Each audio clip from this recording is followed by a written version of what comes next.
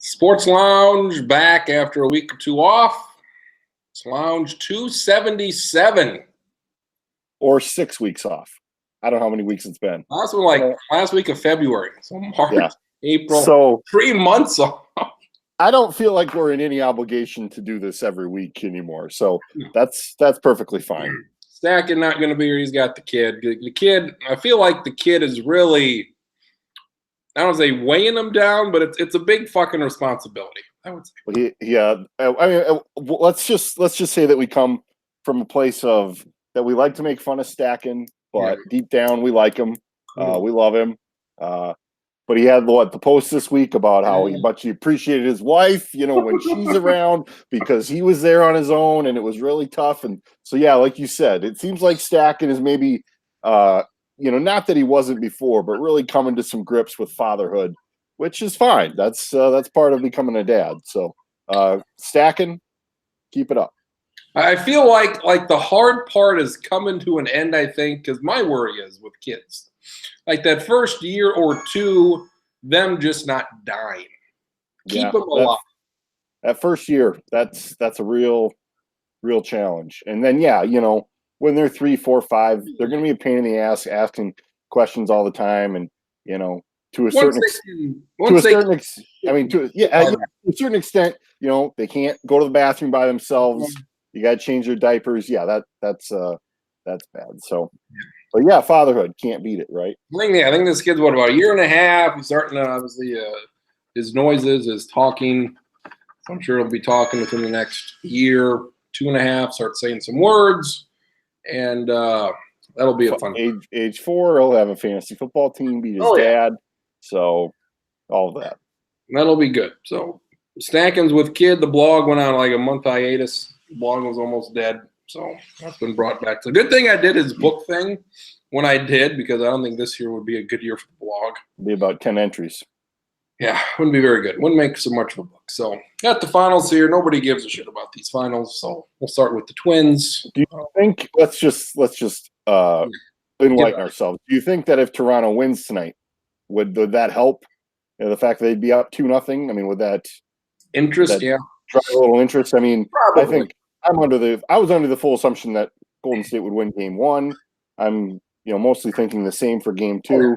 But I mean, at some point, if you've got 2 of the 4 wins you need already, I would have to think that would help. So they got to win 4 out of 5. Got to win 2 on the road, or 1 on the road, I guess. And I would also think that by game 3, okay, Durant, you're coming back, whether it's 2-0 or 1-1. It's go time at that stage. Yeah, so. Durant. We'll see what happens here. If they win, I could see him sitting on maybe a couple more until maybe we get to game 5 or 6. But even if you can't go, you got to go. You got to go at this point. We got games to be played here. So Toronto, they beat Milwaukee. Nobody saw that coming. Milwaukee was up 2-0. Saw a montage of all the people this series is done with. I mean, there's no reason why you would have thought Toronto would have won that series. There was no reason why. They were down 2-0, got their asses kicked, and Milwaukee was beating everybody by a large margin. So I would have been very interested in that series. Milwaukee, Golden State, I don't care much about this. But Kawhi Leonard, Kawhi, he's out there. He's playing like a killer. Amon's guy, Siakam with the big game in game 1. So, yeah. So the NBA Finals are going on. Good for them. Last show was end of February. So we haven't talked NCAA tournament and Final Four and all that stuff and baseball. Let's just Summit League tournament. Rehash it right now. Go ahead. I think it was the worst one ever. I'm kidding. I'm kidding. By all means, no, we don't. The one the year before was the best one, and this one was. Yeah. We'll work our way back and forward. It's all for 3, bang. Nope. You're a little ahead of me. So Twins are good. Twins are very. They have 40 wins, Kriens. 40 goddamn wins, and it's June 2nd today. Best they've ever played, by all means, at least offensively in the history of their team. Home runs. Oh, we all thought they'd be good, maybe over 500, win the division, wild card, be a good team, maybe like they were a couple years ago, win 85 games. But here they're threatening to win win 100 games and home run records and all of this stuff. And Stacking, he's watching them. He hates the Twins, but he watches them. He cares now. And I mean, we usually watch the Twins anyway, but for now, like, you got to watch them every day because you expect them to win every day. And give a shit if they're down. You expect them to hit a ton of home runs. It's fun to watch. This is the best they've ever played, probably in the history of their team. Best start they've ever had. I think the thing that stands out to me is like all the optimism that they had going into the season has just been like every aspect of that has been better than you could have thought. The hitters that they brought in, Marwin Gonzalez got off to a slow start, but he's playing better. Polanco came back from a suspension year last year, playing incredible. I know a couple days ago he was second in the league in hitting, and he's very high up in a lot of these other stats. Garver, when he hasn't been banged up, he's been great. Yeah. The catcher position in general still has been great. Astudillo has died off a little bit, but he was pretty good to start the season. They're going to get Kriens back, and Kriens was great when he got started. Yeah, Rosario has been really good. Kepler signed the big contract. Everybody's been good. And he's been good. Kepler and Polanco were guys they signed in the spring, and that looks like a really good move right now. So, Sano's been good. All of that's good. Joe Mauer not getting any blame or attention, and that's good at this point, considering that they scheduled the 4 bobbleheads across the season. I think in anticipation of maybe a so-so year of attendance, and for the first 6 weeks of the season, that was the case. But fans have started to respond. They've gone to the ballpark, and I'm kind of jumping around, but the pitching has been mostly good. I think the guy who pitched today, Odorizzi, has been the best. He's been the best surprise, best pitcher, all of that. You've had Martin Perez, strike thrower, cutter thrower. He's been good. Bullpens run hot and cold. But for the most part, they've had some guys that have done pretty good. It scored enough to where the pitching, like today, was kind of a disaster, but they scored 9 runs, and you're going to win. Barrios, by and large, he's been decent. So there's just not a lot to complain about. I think one thing that I've liked in theory, I'm not a guy who really knows the technical side of it, is that we've heard that Rocco Baldelli has just sort of employed the players to do what you need to do to prepare. I'm not going to babysit you. We're not going to say you got to be here at a certain time. Like, you guys are professionals. Let's get yourself ready and let's play the game. And I don't know. There's nothing saying that the way the Twins did it in the past was wrong, but I just kind of like that they're professional athletes. You kind of give them that personal freedom to make it happen. Like, you show up to the ballpark ready to play. So I like that. I think Falvey and Levine, some of the expertise is showing up here. I don't know how much credit you give for all of these wins, but they certainly get some of it. And you've got a lot of guys kind of in what I think have been career years, or it would seem to be career years. So the players have stepped up to the plate so far. It's a good thing to see. You mentioned a lot of guys. I don't know if you mentioned this one guy. I sort of ran the gamut, so if I forgot, I think you forgot one guy, and I think we're all the happy. Yes, he's good. Yes, Byron Buxton is hitting the ball. He's not died too often. He's died a couple times this year. He's been back to life. He's hitting well. He's hitting a bunch of doubles. He's hitting some home runs. You may hit 15, 20 home runs. I mean, this was the big year. If he shit the bed here, then you got to think about what are we going to do with Buxton. Mm-hmm. And he's having his best year, and we're 60 games into it, and it's like, all right, I think we're good with Buxton. And yeah, everybody's having a career year, so you worry about that a little bit. But then there's so many guys that are doing well. Like Rosario went in this slump for a couple of weeks, and it didn't really matter because everybody can hit a home run on this team. Maybe Astudillo, maybe not, but everybody else, fucking Adri Anza has like 4 or 5 home runs. Scope's been good. All these guys have been good. CJ Crone, he can hit the shit out of the ball, and Kriens hasn't played in it seemed like a month. he hasn't played, and it hasn't really mattered. So you got the draft is tomorrow? I think the draft is tomorrow night.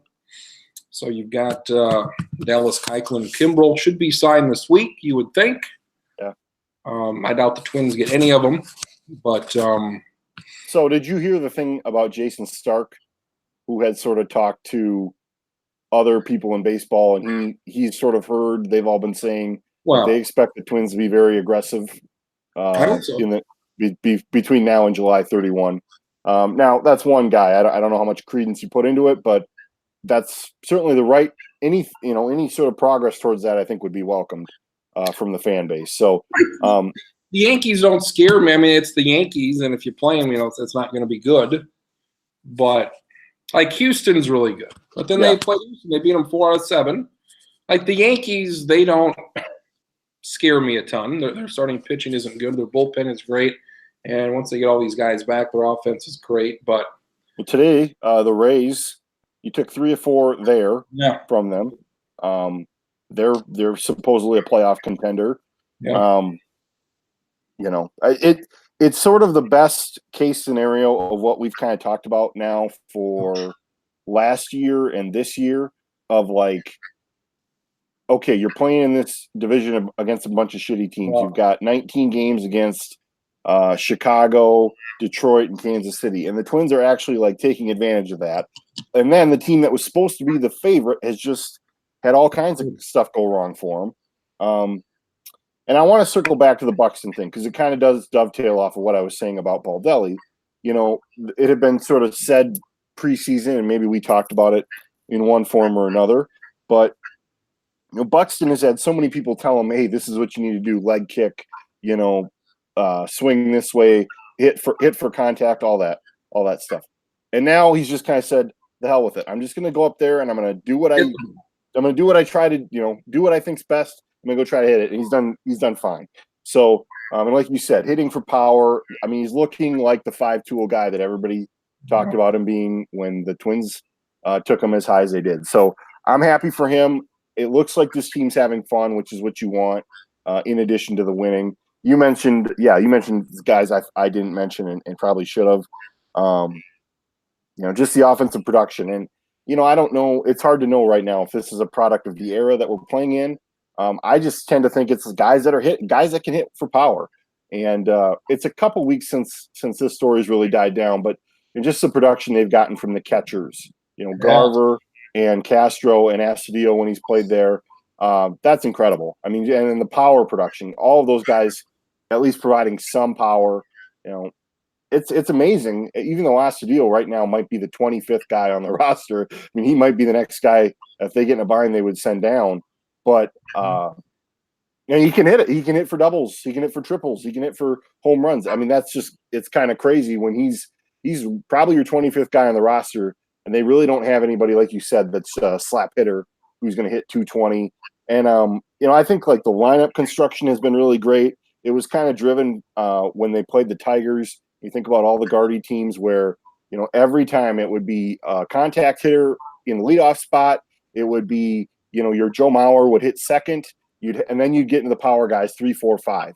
And the Twins don't subscribe to that. It's like, who do you want to get the most at bats? So it's so random sometimes. It'll be and sometimes it's really leading off. But, yeah. Well, the other day it was I looked at the lineup. I'm like, Astudillo's hitting third. He's hitting third. Like, what the hell? But it's like all that conventional wisdom. None of it matters. And so I try not to get caught up in that. When you look at it and it's guys that have been hot that are hitting at the top, you're like, that's good for me. Just as many ABs as they can get is probably a good sign. So, because it was just like that old lineup would always build towards the 3, 4, 5 slots. And if those guys weren't hitting, which the Twins had a fair amount in their, in key games in the past, then you were really screwed. So go ahead. Sorry. Yeah. Buxton hitting 9th and he's done well. And, Kepler usually leads off. Garver, I think Garver led off today, and Garver's been leading off sometimes. And that's weird, but it's fine. It works. And Scope's been second, and Scope's been like 6 or 7, and it doesn't really matter. Just whatever. Yeah, it's fine. And like Scope and Crone and Cruz, those were the 3 guys they signed, and they've all exceeded expectations. They've all done well. You might get maybe 80 home runs out of those three guys. And Well, it would seem that we're getting to the point now where we're going to see basically what they wanted the lineup to look like. Where like you've got Sano back, Cruz is in the lineup, you've got Chrome to play first base, and then Gonzalez can kind of be that roving guy. You can mix and match with Polanco and Scope and whatever they need to do. And I think that'll be good because I'm excited to still have all those guys, and then Gonzalez can be a guy who plays 5 times a week, just rotating through the lineup. So like you don't have that like Robbie Grossman, who was a fine player, but you don't have him. Or Jake K was fine, but you don't have him playing all the time. You don't got that fourth outfielder who's in the lineup and like, well, this guy fucking sucks, and he's just in there a couple times a week. Like you don't have that guy anymore. Yeah. Or that middle infielder, Adrians is not great, but you don't have that fucker, that Matt Tolbert in the middle of the lineup. It's like, fuck, what a waste of a spot. You got to get somebody. So yeah, the roster's been very good, and they got guys in the minor leagues that, if need be, they could step in, and you got those minor league guys that they can trade now for some dudes, and I just think like the approach to the deadline is going to be interesting. You don't need offense. We know that. You wouldn't seem to need offense. A couple of these guys are 1-year deal guys. It seems like everything's sort of building towards this year. So you go for it. I don't think you really need to hold back, but you do have to ask yourself, okay, who are we willing to trade? Are we willing to trade a Royce Lewis, the Oregon State slugger that I'm blanking on, Larnack? Are you willing to trade guys like that to really make a move? Kirilloff. And I would say, I'm probably as excited about Kirilloff as probably Royce Lewis, considering the way this infield now kind of looks. But like an outfielder, where does an outfielder go here for like the next? That's true. Yeah, you just signed Kepler, you have Rosario, and you have Buxton, and I think it's clear now that they're not. Obviously, they've got Buxton under control for I think 3 more years, so there's not really a concern there. But yeah. You've got CJ Crone. He'll be there next year. He's still arbitration eligible. I think that wasn't that a 2-year deal? So he'll be there next year. I'm sure he'll get a bump. Yeah. Jonathan Scope, he's signed through this year. So yeah, he's a free agent. Scope is. Okay. But that's a position where second base, you're fine. Mm-hmm. You're fine there. I think Cruz has an option. I'm sure they'll pick that up. But Cruz, $12 million option next year as long as he's healthy. So I guess Scope would be the only guy. And Cruz is a guy where like it's easy to see what role he fills. Slugger. Yeah. You're asking him to be the DH. You're not asking him to play third base or anything too crazy. So that I think is maybe even a little easier to stomach, and in that case. So. Just the home runs. Like this never happens. These home runs, they've been out homered for almost 3 decades in a row. Yeah. Well, I think to me, it just kind of comes back to, they're not stressing patience. Like the first good pitch they see, they hit it. It doesn't matter if it's 0-0. It doesn't matter if it's 1-1, 2-2, 1-2. And it's amazing. What was it yesterday? The Twins had 2 home runs, I think, on 2 strikes, and Buxton hit one of them. It was a slider that was just hung, and like he didn't miss it. And the Twins have had so many cases this year of guys hitting pitches and they're not missing them, and that's a great feeling because, like you said, we've had 3 decades of contact hitting, or maybe one slugger, who hits 25 home runs or 30 home runs, and think about what it was a big deal when. Willingham, right? Wasn't he the guy who snapped a 30 home run streak? And now, it's not a big deal. And having Tomey, who's just the bona fide slugger, and like you said, it's basically 1 through 9. Any of those guys can hit a home run, so that's a great feeling right now. I think it is. I just laugh at and we've talked about it before on this show, that the talk about Target Field and how much the Twins struggled to hit home runs there when in the early years, and now they just bash the hell out of the ball there. And I think their record on the road even better than it is at home. I think it's about the same. Yeah, it was the same. And after this road trip, I'd assume it's probably better. Yeah. So I just smile when I think about that because it was such a big thing everybody talked about. And yeah, when you think back on it, it's like, yeah, because the lineup wasn't any good. They didn't have any after 2000 or 2010.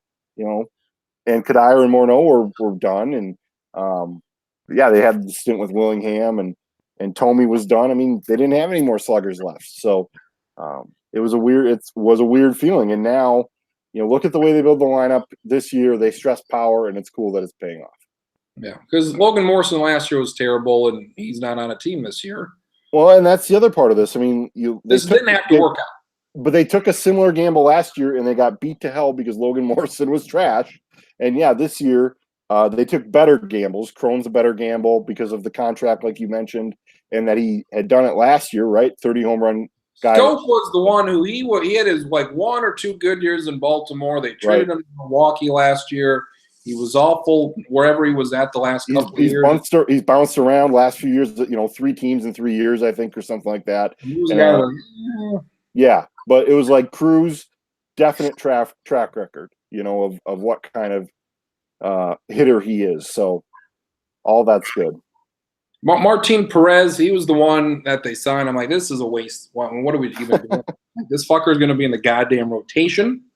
We're wasting our time and money here, and he's been good. He's the one guy. Like, I don't know how long this can stay. I guess Wes Anderson, the pitching coach, he's like the guy for me because he, all of these pitchers like Odorizzi and Gibson's done well the last few weeks, and Perez, all of these guys that have like somehow found velocity all of a sudden.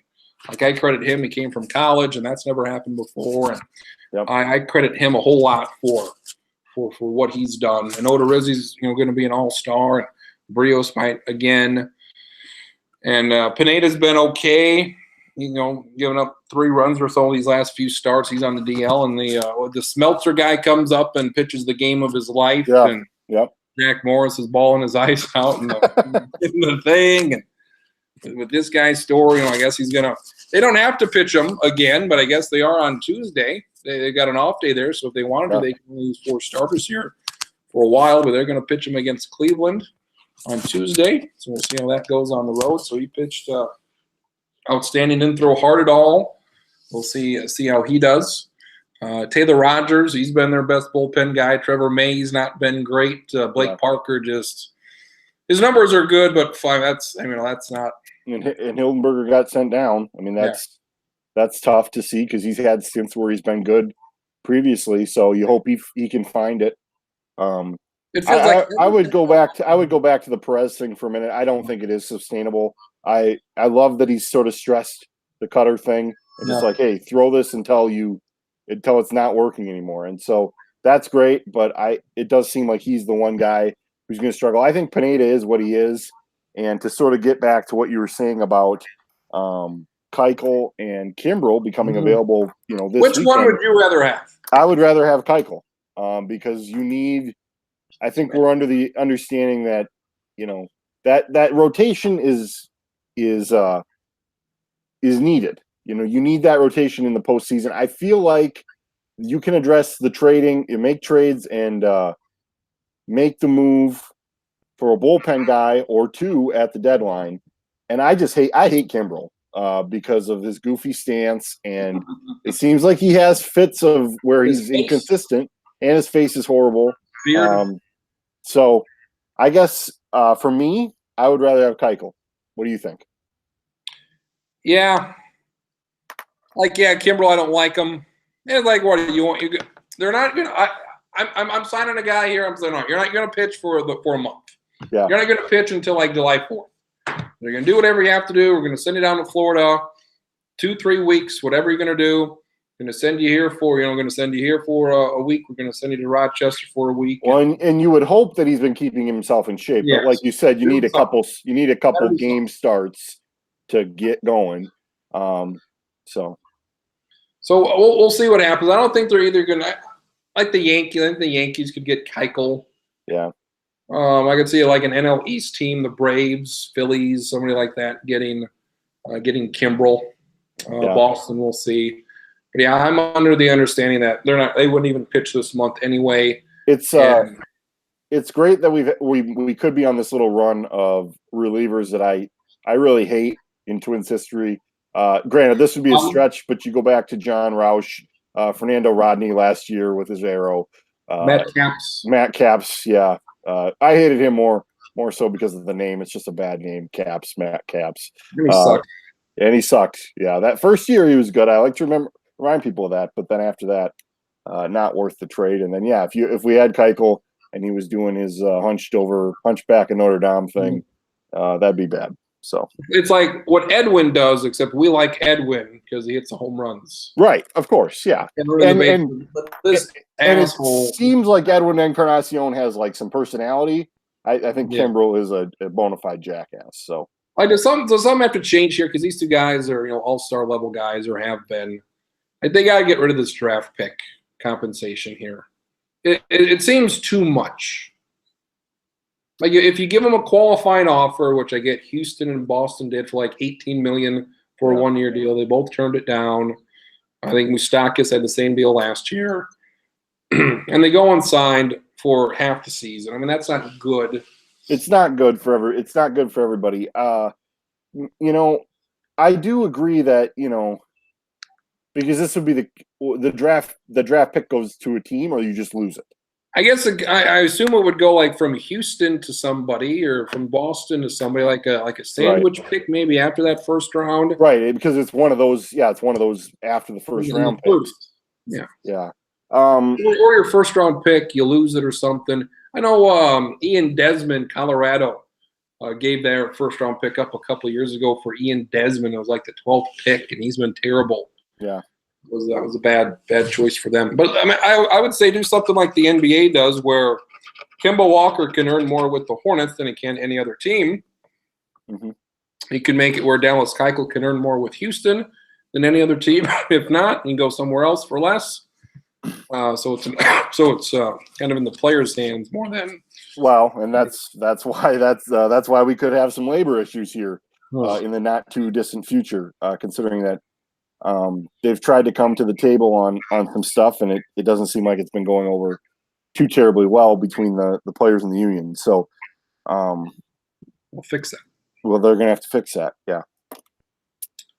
So the home runs, a lot of home runs, and they're still on this record pace, and they're going to be on this record pace for a while to break the all-time record. I think the Yankees said it last year at 267. And Twins are 105, 110, somewhere around there. Yep. Right now, so they're well above the pace. As things are going to slow down here. But you had with the Easter weekend series against Baltimore, which was obscene. That whole Baltimore series, just the whole every game they played against Baltimore was fucking ridiculous. Yeah. They beat the shit out of Seattle there a couple weeks ago. That was fun to watch. It was like 10-0, 12-0, 15-0. It's in the fucking fifth inning. All right, this is fun. Oh, they're 9 p.m. games, and I can go to bed at 10:30. You go to bed at 10:30 because they're not going to blow a 15 point lead. So it 15 seems, points, 15 runs. I'm new to baseball. Sorry. Yeah, you haven't watched much baseball here in 30 years. It seemed like there was a stretch here. Like every time they would put a guy in, it'd be this Matt McGill they'd put in the game. Like, I swear to God, he pitched every game for about 2 weeks. Every time they needed a reliever. It was this McGill who's been very good, and there was some other guy that I think his name with an M. They'd put in these two guys, and these were their mop-up guys because they didn't have a competitive game for like 2 weeks, and Blake Parker pitched once in about 10 days, and they got to save their guys a whole hell of a lot. And this Ryan Harper with his fucking 70-mile-an-hour curveball. I mean, this is amazing to watch. I love watching him pitch. He's a whole hell of a lot of fun. So, yeah, pitching. They need some pitching. We'll see who's going to be out there. Seattle had a 13-2 start. They've been awful. Yep. They can still hit, but their pitching's been bad, so they don't have anybody of interest. But Bumgarner, we'll see if he's available. Noah Syndergaard, see what the Mets want to do. The big one out there, the big one is Max Scherzer. Yep. So if Washington – they've been the most disappointing team this year. And it's time for them to do something different here because it just hasn't worked out here. They've done well in playoffs come around. Like Scherzer's 34 or so. Like he's the big piece. I hope the Yankees don't end up with him if he goes anywhere at all. But he would probably be the only guy I would give up Royce Lewis and probably another big piece. If we could get him, then you're serious. You got somebody to go up against Verlander, in a big time game. So he's the big piece that I'm looking for. But there's some starters out there. Texas, I wanted this Mike Minor from Texas, but they're right in the fucking race. So, they are one of the wild card teams. And there's no August 31st deadline, so I think there's going to be just logic would say more trades. Yeah. Here, July 31st. And right now there's a lot of teams. Chicago's right there. Yep. Cleveland, despite being a game under 500, there's they're right there. Unless Boston picks shit up here and kind of runs away from the pack, I think it's going to be interesting to see what some of these teams do. Oakland's played well before I picked them and went 1-4. Whatever. You're the cooler in the baseball picks right now. I'm the Seattle Mariners of the baseball pick. First 3 weeks, like, all right, I'm doing pretty good. The Tigers were red hot. You took them. They died off. A's were red hot. You took them. They died. So 1 week, the Blue Jays played the Twins. I'm taking the Blue Jays. Yep. They do well, or the Twins are going to keep winning. Yep. And Twins kept on winning. You were on the wrong side of that one too. Yep. I'm on the wrong side of everything. You went to what game? Do you go Royals game, or which one did you go to? Yeah, I went when they played the Royals. What was that? No, it was the Tigers, I think. What happened there? Some asshole with a long last name that I can't remember hit a home run. Oh. That's stupid. It was a Sunday. I can find it here. Yeah, they lost 5-3. They lost back-to-back days 5-3. Sure. I thought it was Castellanos, but he did hit a home run, but that wasn't who I was thinking of. It was the day before. I'm not going to bore everybody with my bad narration, but yeah, they've lost 18 or 19 games this year. I go to one game and it's a loss. So real great. They got tomorrow off. They got Cleveland for 3, and then they've got Detroit for 3. Then they're back home for about 10 days. They got Seattle. This homestand, they can really pick some shit up here. They got Kansas City. They got Seattle. So they can really do some damage here again. I think they got 31 games until the break. They're at 40 right now. They need to go 20-11 to get to 60 wins. You think they get like 55, maybe 56 wins? Yeah, I mean, I would say at least that much. The way this is going. Ronnie Rodriguez was the guy I was thinking. He had 2 home runs in the doubleheader against Detroit. In his last 15 games, I don't know he's been bad. He's been last 15 games, he's been 4 for 47 with 2 runs driven in.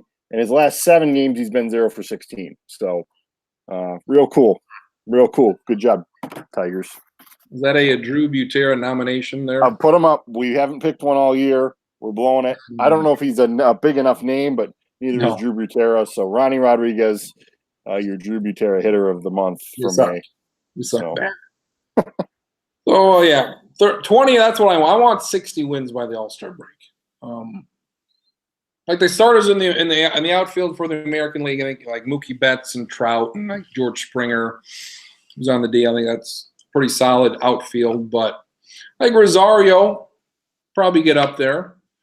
Leading RBIs and home runs, people like that shit. Well, it was wasn't it after the Houston, New York kind of back-to-back, which they fared very well in. You know, people said, well, look at this next 20 games. They've got a bunch of easy opponents. They swept Toronto, the series you were talking about, 2-4 against Detroit, and then 2 wins out of 3 against the Angels at home. They won 3-4 at Seattle. They won all 3 at LA, the Angels. They swept the White Sox, split with Milwaukee, and they just won 3 out of 4 against Tampa Bay. So whatever that comes out to, but that's a really good stretch over those 3 weeks. So Yankees, Phillies, those are the only series they've lost. They haven't lost a homestand or a road trip yet. So that's still intact. And it's exciting to watch. Watch the baseball. It'll be fun to see. They should probably get, I don't know, I would expect probably 4 All-Stars, you would think. Like Garver, I hope Garver, I mean, we'll see what happens with playing time and all that. But Jesus Christ, Garver, he's been a huge surprise. So absolutely, yeah. Baseball's been good. Dodgers are good. Milwaukee's good. Christian Yelich. Yelich and Bellinger, those two guys are having, especially Bellinger. He's having fucking crazy year. So, and Trout, by all means, should win MVP again. So, American League just kind of same teams as last year, except Twins instead of Cleveland. And no Boston. Yeah, Boston kind of, in the weeds. So I would say, best record is what we're going for here. Say, is there going to be any Houston? Is there any competition for Houston or the Twins? It's like, and the Yankees. There's competition. I want best record. I want the best fucking record. I don't want to play the Yankees. I want to play Boston or Tampa. I want that wild card team. Yep. We all love Fangraphs here. Yeah. And as of this morning, each of those teams had a better than 95% chance of winning their division, I believe. It was, or make the playoffs. The Yankees were 97%, Twins were 97%, Astros were 99.8%. Astros are a 99.5% to win their division, Twins 93.6% to win theirs. Yankees, it's a little more wide open, but they give the Twins an 8% chance to win the World Series. So that's good. Something. About 10 days ago, Stacking was like, "Oh no, nobody's talking about the Twins," and I don't give a shit if anybody's. And it seemed like people are talking about them now, but it's like it's fine. I don't care if they're. I just want to watch them. And then I think when he said that, that was the weekend. The Washington Post had a big story about it, and then they, I know that because I think it ran in our paper, and then they had, Buster Olney's been beating the drum for the last 3 weeks on Twitter. We mentioned Jason Stark earlier has been talking about him plenty. It's out there. I don't know what more. They have 40 wins. They're getting talked about. It's not. I don't think that's been an issue. And people, I think just the sheer dominance of what's happening in the division is winning people over. If there was any doubt. So, I think it may have been sometime last week. Amon was like, "You better get on board." I'm like, I think everybody's on board. I'm as on board as I can be. I think you're a little. Yeah, this team's very good. I think very, very good. It was maybe, I don't know, maybe that Seattle series where it's like, okay, they're pretty good. They're hitting the shit out of the ball. Yep. So Twins, and I hate to see when the superstar leaves, like Joe Mauer leaves, and they win it the next year, and he doesn't get it. Like Don Mattingly left, and the next year the Yankees go on their run. So it sucks for them, but hopefully that happens. Playoff games, and I'm sure you'll be going to another game. Yeah, beginning of August, my grandparents are 50th wedding anniversary, and we're all Twins fans. So my grandparents are Twins fans, so we're getting a suite at Target Field. That they do play the Royals for that, so I'm looking forward to that. I know that's one I'll be going to, and if I can squeeze one more out of the summer as well at some point, that'd be great. So. I don't think they play at home when the Gophers SDSU play it. I don't think so. I know they're in Kansas City in 3 weeks. That might be an option here. Yeah, that would be awesome. I think I've told you before that some of my best Twins memories are going down there when Brad Radke's out there in the parking lot. Mid 2000s. Brad Radke's in the parking lot. I didn't go up and talk to him, and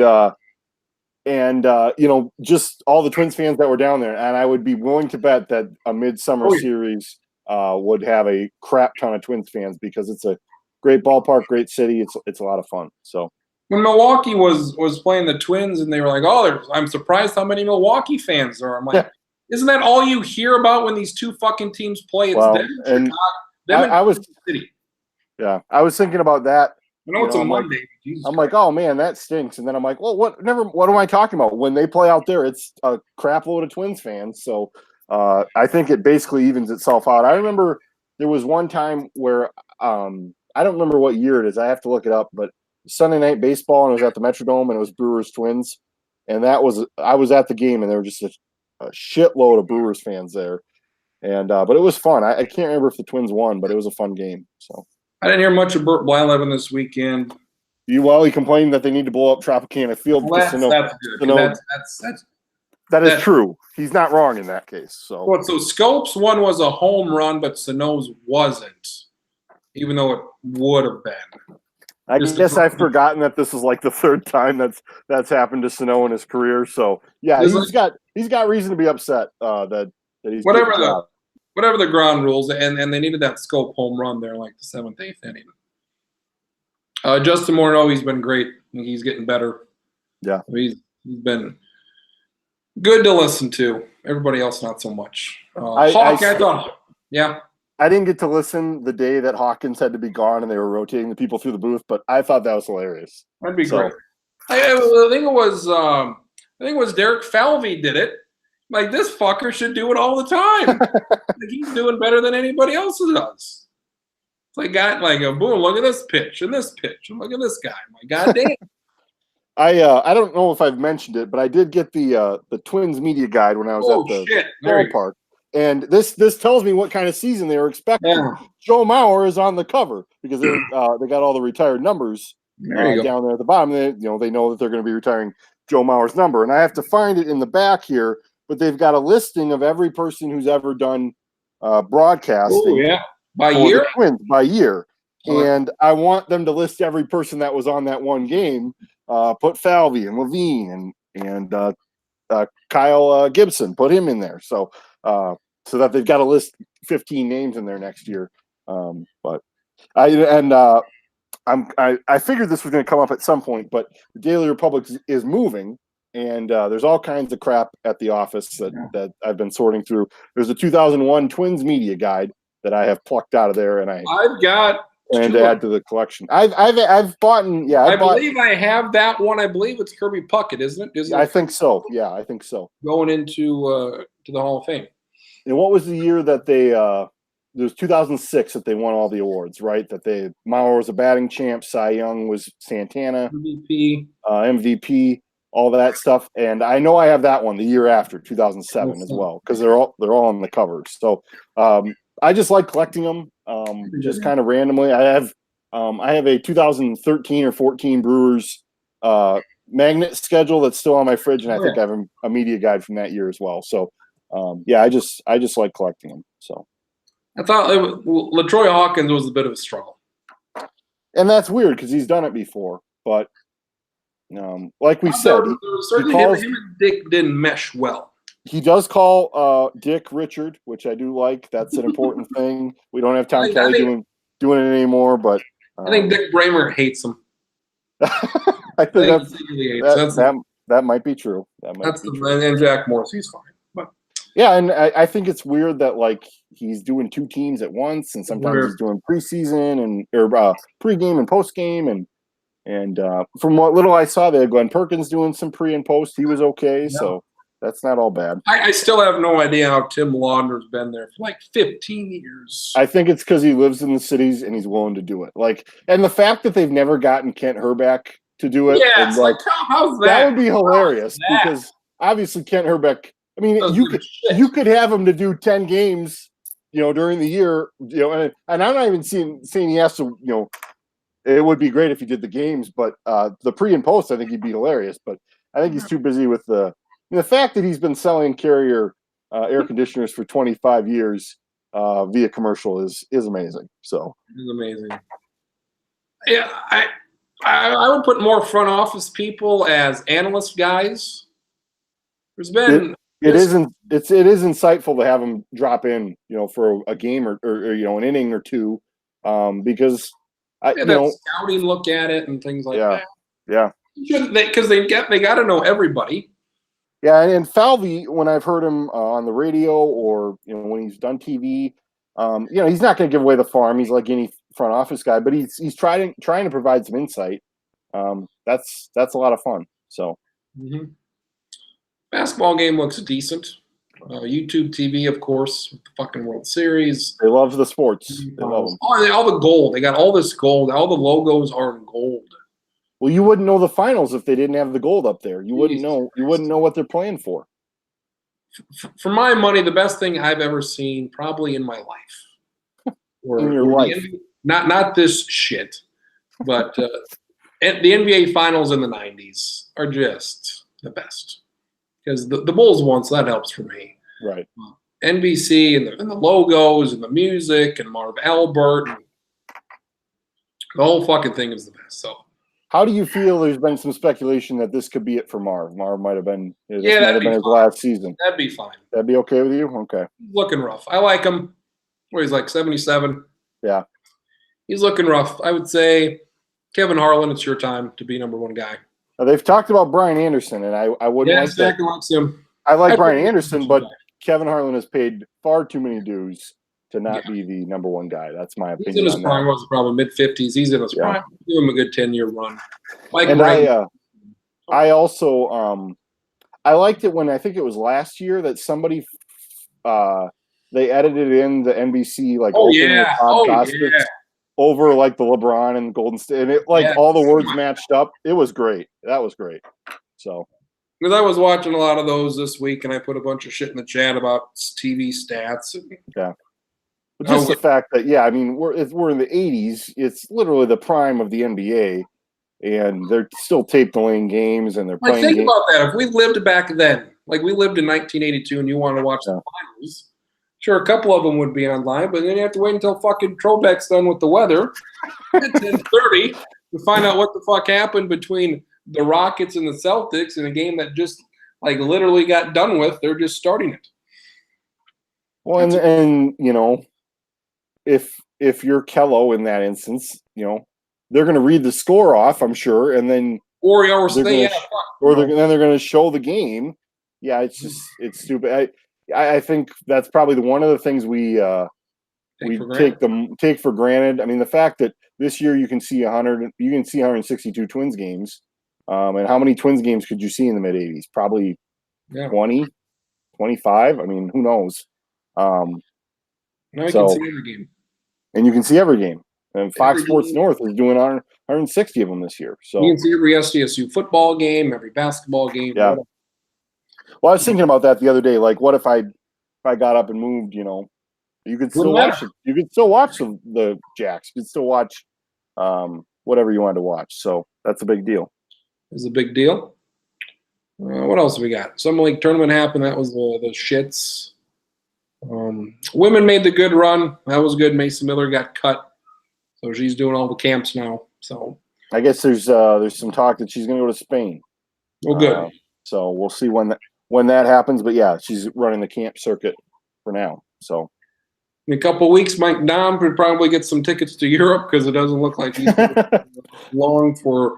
Maybe he gets a summer league or something around here. But boy, it seemed almost like a certainty that he'd at least get drafted late, at least last year. But now, he had a fine year again. I don't know why. He's good enough to be a big sumbitch, a big 3-point shooter.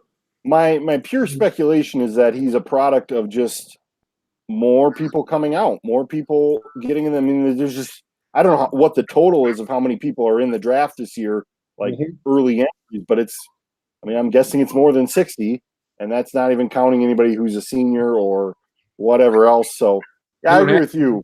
The fact that Skylar Flatten, I pointed that out. I mean, the fact that he got the Jazz tryout, I don't know if he's gotten any others, but that is amazing to me. And if he were to get drafted and Dom wouldn't, I would laugh so much. Not because I don't like Dom or anything, but just how much hype there was, and nobody talked about Flatten in that way. We all liked him. We all liked his athleticism and what he brought to the table.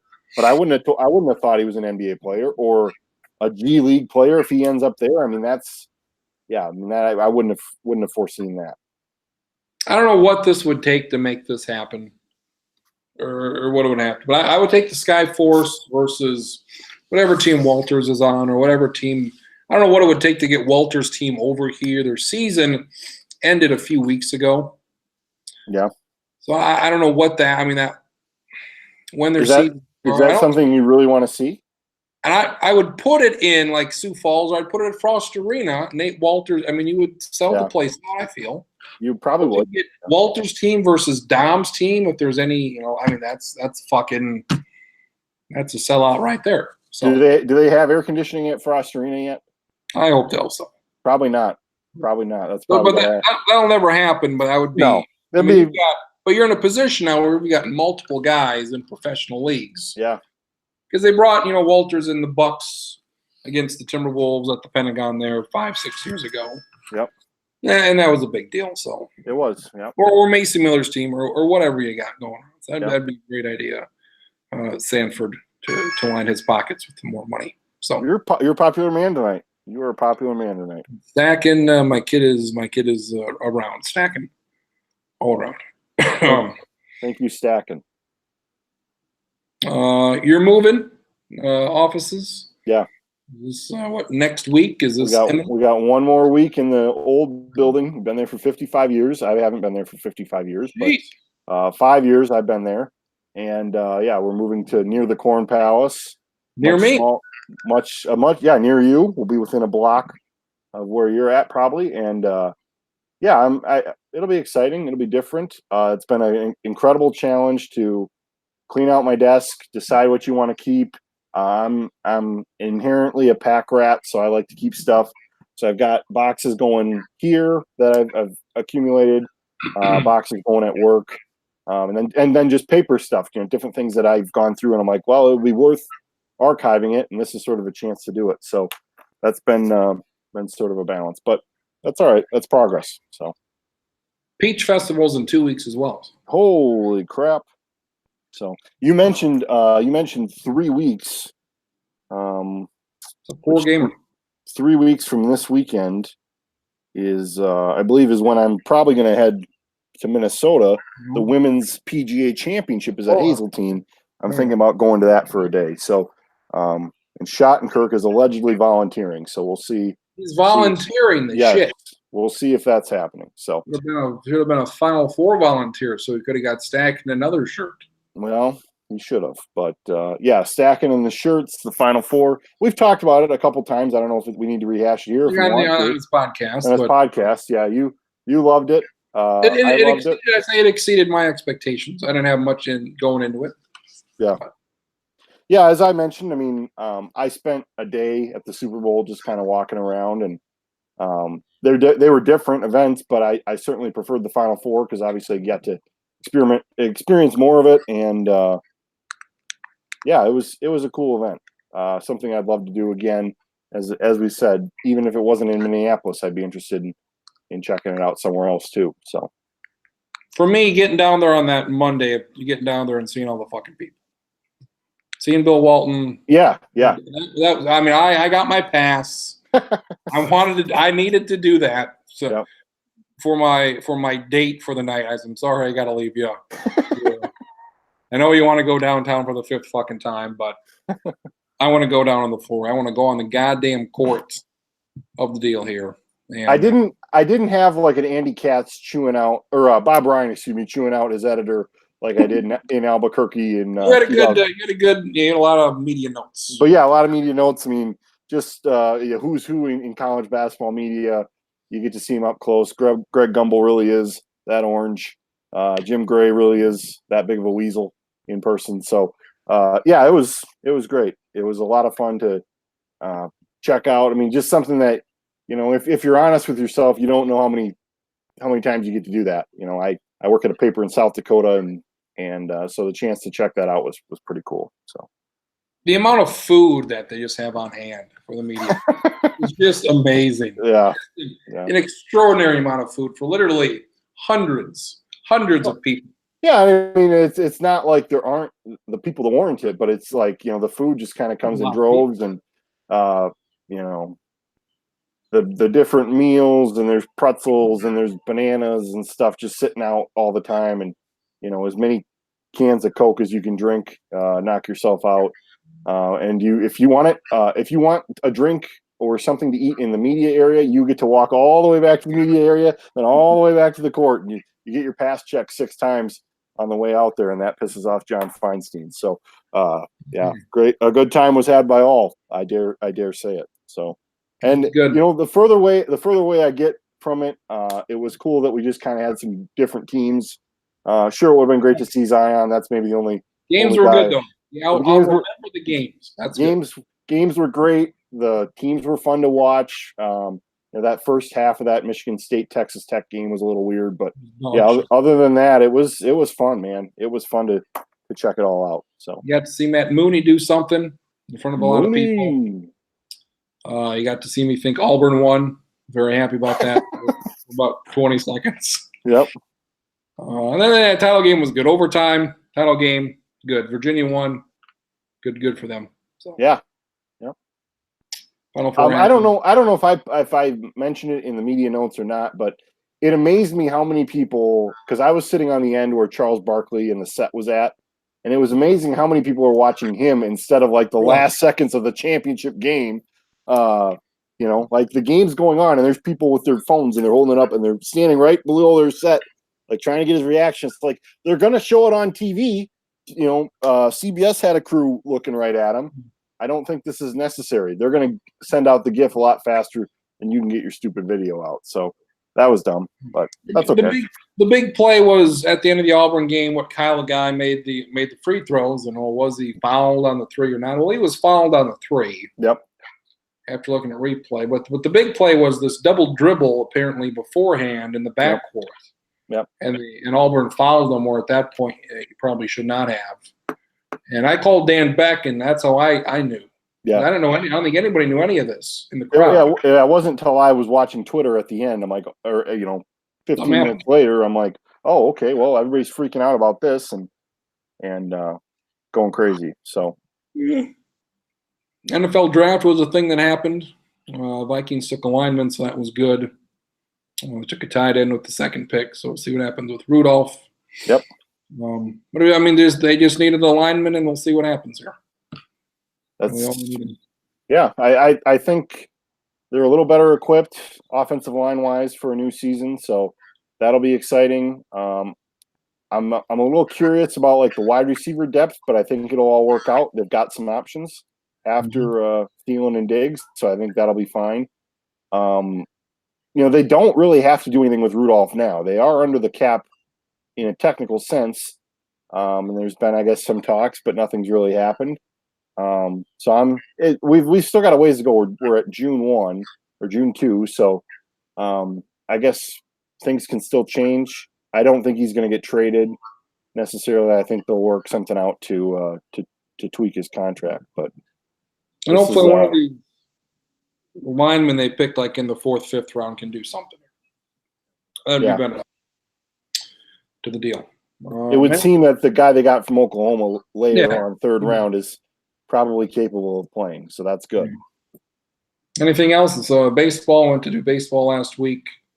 I expected finally call the game at the Birdcage. How did it go? That was good. Good view right behind the deal. I liked it. They I noticed they haven't updated the scoreboard, and it made me go like this. You bastards. You got to fix that. That drives me nuts. No. I expected to go 1 game, ended up calling 2. Yeah. And I didn't watch. I listened to some of the first game because I went and played golf instead. That was a bad idea. Too wet, folks. Too wet. And they have this habit of squeezing more season out than they probably should, and getting these championship games and getting second place. But good for them. I think it'll be a fun summer to catch some baseball in Mitchell.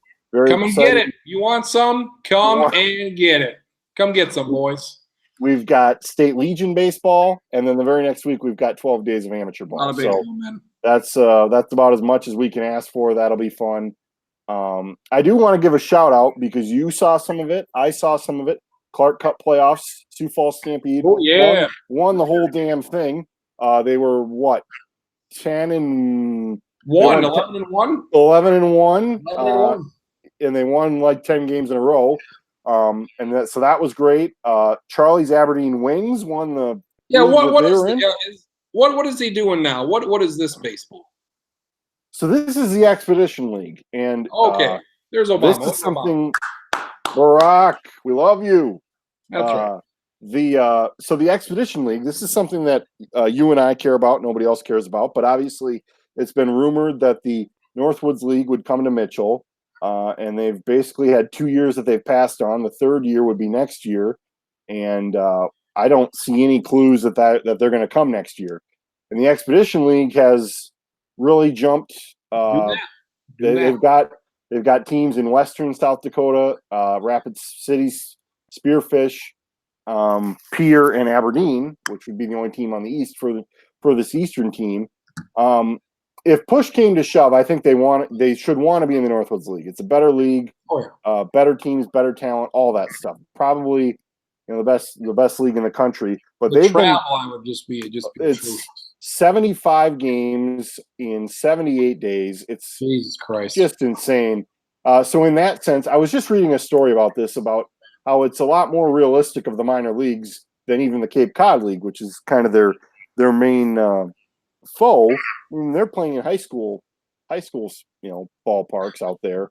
This is a lot more minor league of a feel. So I still am holding out hope that they make the Northwoods League, but this Expedition League is going to want to be in Mitchell, I think, if the opportunity arises, which it very well could later this year. So that's something to keep an eye on. When I was at the deal last weekend, we're through about a half inning or maybe an inning. Scoreboard's not on. Some Brandon Valley guy comes up to me because we got our window open. Says, hey, state tournament scoreboard, how about it, boys? I'm like, yeah, I wish I could fucking turn the fucking thing on too. I would as well appreciate the fucking scoreboard being on also. Yeah. And they finally got it on. It's like, I don't do the scoreboard, buddy. Yeah. Well, I would guess because this is one of my major, when I run for office, this will be one of the things I'll run on, a new scoreboard at Sioux Falls Stadium. It probably has to do with the scoreboard being as old as a stadium rather than operator error, I would hope, at least. So there's a lot of people. Considering you pay somebody to operate the scoreboard. So I was happy with how many people were there. There was a good crowd, I thought. Helped that they had the right teams playing. You had two Falls teams, you had Brandon playing, and you had Mitchell playing. Mitchell travels well. Who's down now? Iguodala. He's down. Iguodala, he's dead.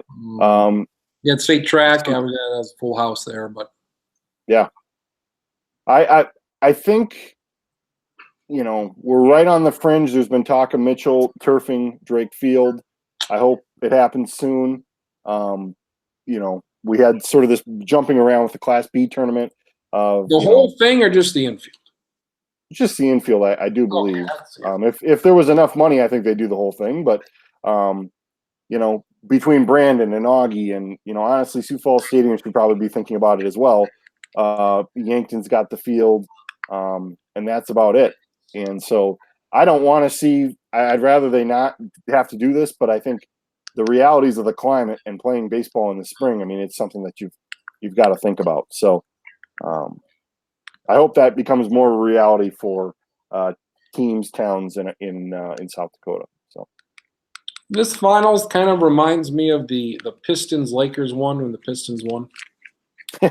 I would agree with you if the Raptors end up winning this somehow, but so far as of right now, we're getting that vibe for sure. So it's a Lakers team that was going for their fourth in a row, I think, or maybe there was a Spurs one in there. I think there was a Spurs one in there. Yeah, right, but they had Karl Malone and Gary Payton, and because they didn't have Shaq, right? Shaq was gone. They did. No, they did. They did have Shaq. Oh, it was their 4th and 5 year. I think that was the last one for Shaq. Okay, yeah, I did not remember that. I thought he was gone by then. So, and we got a team here going for 3 in a row, 4 out of 5. Kind of beat up at the moment. Yeah. And you just got Kawhi Leonard, just like a one-guy team here, it seems. And this Siakam dude just killing folks. Yeah.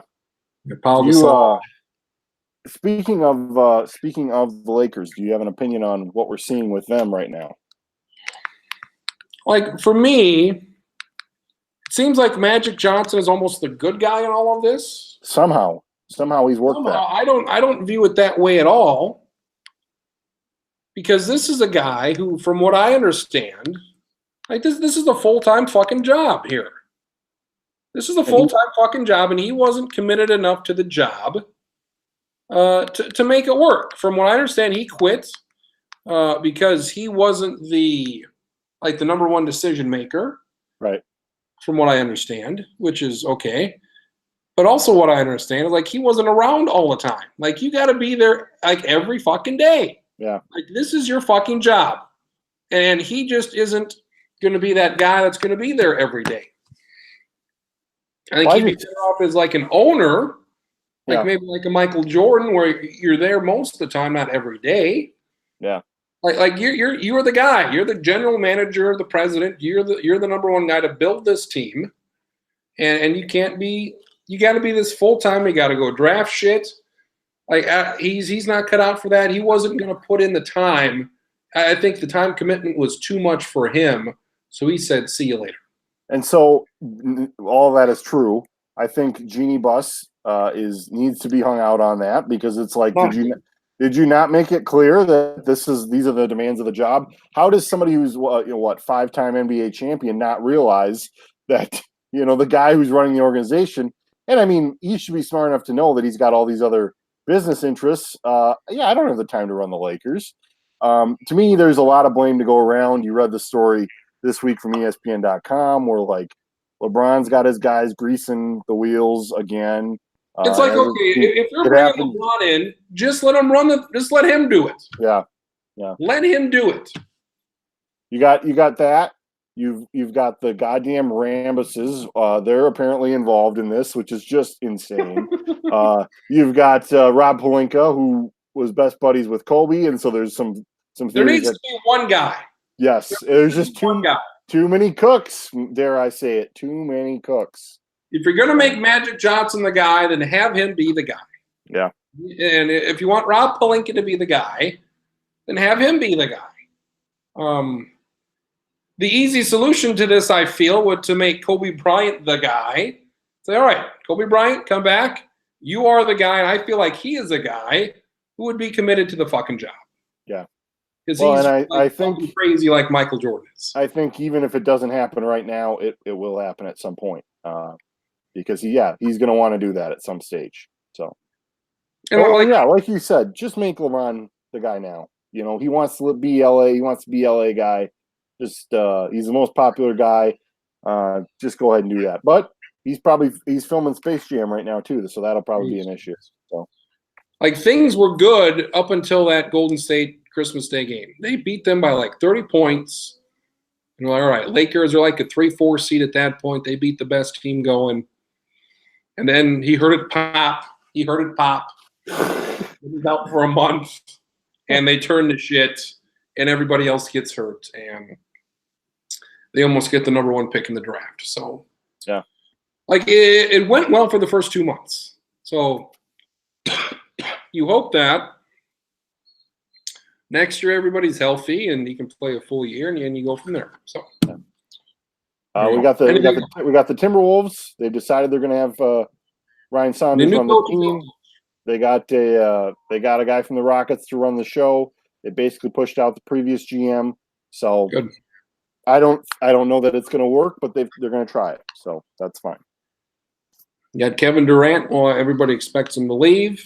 But there's nobody. We don't know where he's going, I guess. Things got sour for Kyrie Irving and the Celtics at the end. Everybody assumes he's leaving. So I don't think he's the number one guy. He wanted to be a number one guy. He's like the Magic Johnson. He wanted it, and he was given it. And it appears he wasn't cut out for that. Sure seems so. I can see him going to the Lakers. I can see Kyrie Irving going to the Lakers. Which would be an amazing story. It's a perfect NBA considering – he was basically the one who didn't want to play with LeBron anymore, right? So that now he does. Now he does. So Knicks would ever hope the Knicks had that's done. The Pelicans. Because if you look at it in some ways, I mean, who's going to go play with LeBron right now? Maybe they can salvage it, but the way the Lakers are going, it could be a hard sell, and it may have to be a guy like Kyrie who goes there, who maybe has fixed his relationship with LeBron, and then there's talk that I guess all options are open for the Rockets. They didn't extend D'Antoni. I don't know if that's a clue that Chris Paul could be moving or like next year seems to be their final year. Like next year, if they don't do it next year, then we're done. Yeah. So it's intrigue. I'm not a huge NBA guy. I watch, but I'm not. I try to follow, but I'm not a diehard. And it seems like we're going to have another classic summer of just posturing and weird moves and rumors, and that's what the NBA loves. So if Kawhi Leonard stays with Toronto, it seems like everybody thinks he's going to the Clippers. But I think I'd like to see him stay with Toronto, I suppose.